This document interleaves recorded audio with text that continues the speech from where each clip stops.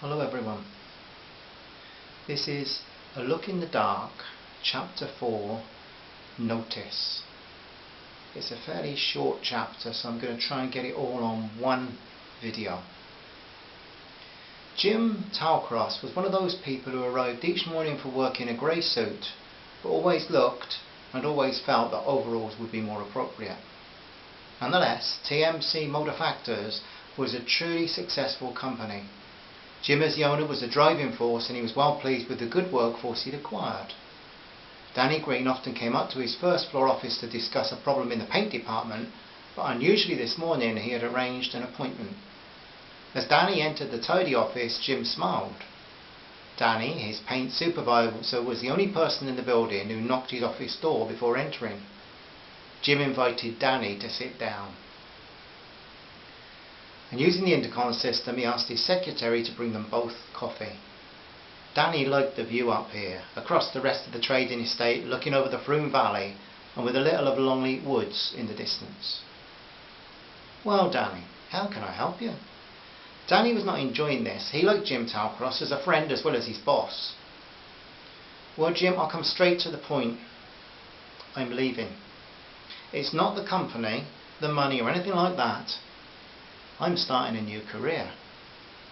Jim was surprised, sorry, but interested. He glanced at the customer list he'd been examining earlier, on just one of the 3 delivery routes. He would never deny that Danny had helped him build up his business, always being ready to put himself out for his customers. What kind of career, Danny? His surprise echoed in his question. As a writer. Both men laughed nervously. Danny blushed and Jim was confused. Becky arrived with the coffee. Looking at the 2 men, she caught the flavour of the atmosphere and beat a retreat without a word. As she closed the door, Jim drew a long, deep breath, scratched his ear and said, "Look, Danny, it's not for me to stand in your way, but can you do that? I mean, just become a writer? Do you have to get some qualifications first or something? You and Carol, you're going to be all right? Bills to pay and all that?" "I really appreciate your concern, Jim. We will be okay." Danny paused, gave a little laugh, sipped his coffee and continued, "I have security for a year, a sponsor, you might say." Reaching in his overall pocket, Danny produced a copy of Nature Watch magazine. Handing it to his boss, he said, "Have a look at page 17, Jim. I've already been published and I've got a regular column in this magazine."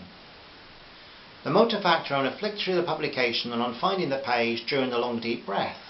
His sharp eyes had at once noted the article title, A Look in the Dark by Danny Greene. "You wrote this? They printed it?" Danny laughed, louder this time. "Well, don't sound so shocked." He was so glad that Carol had persuaded him to bring in the magazine. It made Danny feel much less self-conscious, and Jim Talcross was unusually silent. He looked across the desk at his employee, looked again at the magazine, and both men took a mouthful of coffee. Jim screwed his face up. "Danny, that's great. I know you and that beautiful Colleen of yours are bird mad, but would never have thought, well, you know." "Listen, Jim, it must be chaos down there. I better get down and earn my pay. I'll talk to you later." He put down the mug. "Is that okay?" "Sure, Danny, talk later."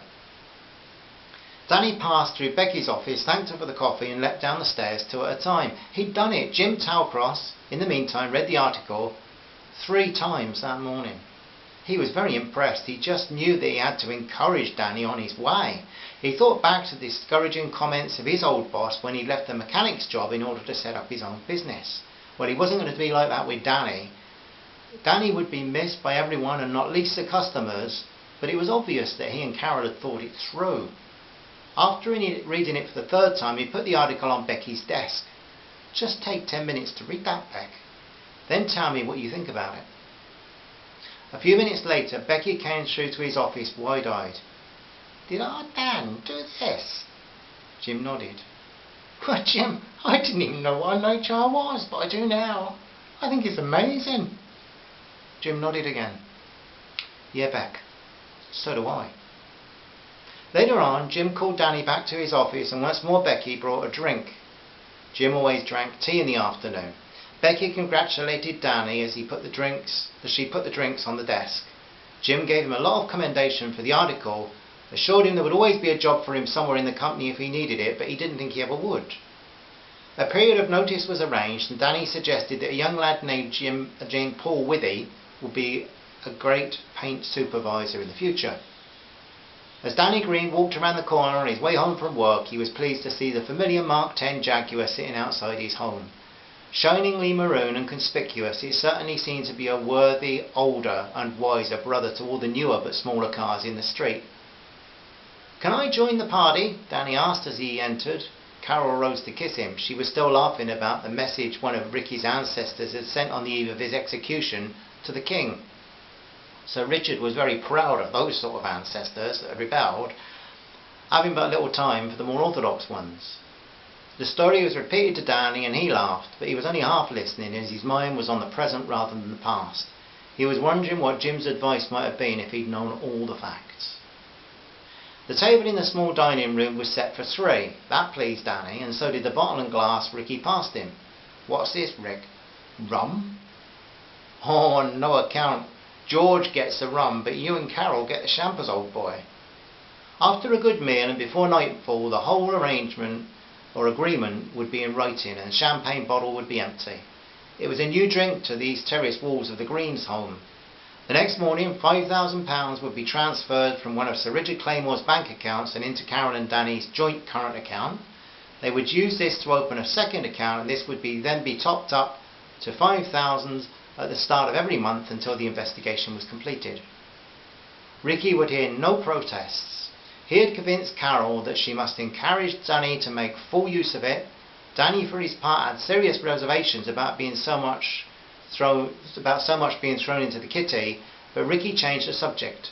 As Carol set the plates of hot food on the table, the aristocrat asked, "So what happened with your employer, Daniel?"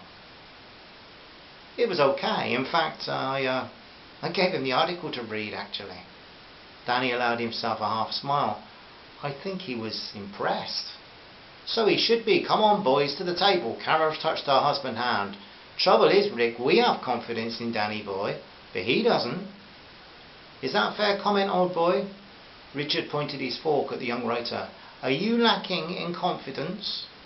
"Not for the writing, because my confidence is at a real boost, but I certainly lack it when I think of myself as the investigator. I mean, come on, me, Danny Greene?" "Aye, you Danny Greene, the very man. The man with a passion for birds and a clever head too." Carol knew she would follow Danny anywhere. She had what she called ultimate trust. "You'll be fine, Dan." "Aye, and I'll be right behind you." She put a glass of champagne down on the table, stared at it for a few moments, and looking up she said, "You know, boys, it has been said the only thing necessary for the triumph of evil is for good men to do nothing. I think that makes good sense." "Carol, are you quoting Blake again?" "No, Edmund Burke, born in Ireland." She put mock arrogance into her tone. "What did he ever do about it all?" "Who knows? It's what we do that counts." Carol saw this whole project as a challenge to the uncaring world and felt that the other two felt pretty much the same. The nodding heads of the two men confirmed her feelings. "Well, my dear friends, at least we have a phone number, and that's a start. A little like a hallmark on a silver cup." The spaghetti on Sir Richard's fork hung in mid-air worm-like as he spoke. "Or a ring on a bird's leg." Danny was laughing a bit too much as the champagne had made him rather merry. "A way to identify something, or in this case, someone." "What's so funny, old boy?" "I was just thinking, Rick, what if George gave you the wrong number?" Carol related to Sir Ricky an account of the time that her and Danny had spent nearly an hour behind a stone wall on a drafty November afternoon watching the strange bird across a ploughed field through their binoculars. Later, when their feet were like frozen meat, they realised that the bird was just an old fertiliser bag blowing in the wind. Ricky told a similar tale of smuggling a 17th century gold candlestick into Livingston Harbour and then it being dropped overboard as he disembarked from the yacht. The alcohol, the witty stories and the celebratory spirit covered just lightly the more serious concerns that all three of them were feeling. it did only cover them, much as an umbrella covers a human in the rain. The concerns were not hidden. They all had mixed feelings. Yes, they wanted the phone number to lead them further in the investigation, but they were afraid too. Danny Greene felt that this meal was like the feast the night before a battle. The next day he would telephone that number, and then things would begin to move. So that's the end of chapter 4. How would things begin to move? The next chapter should begin to answer that. Thanks for listening, my friends. Nice to share, and hope you're all well, and love from us both. Bye for now. Bye bye.